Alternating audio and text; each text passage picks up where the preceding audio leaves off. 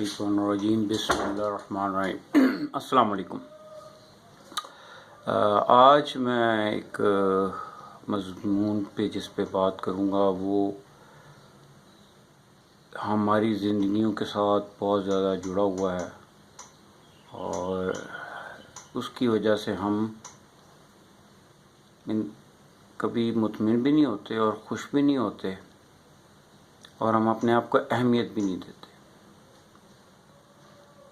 वो नुक्ता नज़र ये है कि हमें बचपन से इस तरह तैयार किया जाता है कि हमें ऐसा महसूस होता है कि चीज़ें इंसान से कीमती हैं।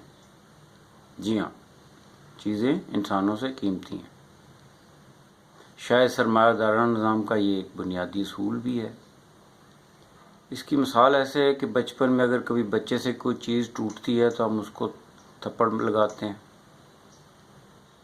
तो उसे ये एहसास होता है कि ये चीज़ मेरे से ज़्यादा कीमती थी। तो आहिस्ता आहिस्ता जब उसको इस तरह बार बार इस रवैये से गुज़रना पड़ता है तो वो अपने अंदर ये चीज़ भी रासख कर लेता है कि चीज़ें इंसानों से ज़्यादा कीमती होती हैं, जबकि हकीकत में इंसान चीज़ों से ज़्यादा कीमती है। जब हम चीज़ों को इंसानों से ज़्यादा कीमती कर लेते हैं तो उसके नतीजे में इंसान अपने आप को भी अहमियत नहीं देता है।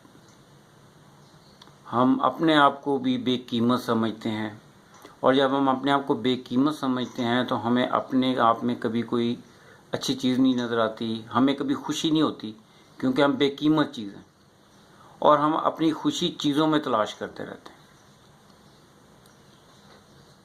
हमें खुशी चीज़ों में नहीं, इंसानों में तलाश करनी चाहिए। चुनांचे जब हम चीज़ों को कीमती करार देते हैं तब एक इंसान दूसरे इंसान की कदर नहीं करता है।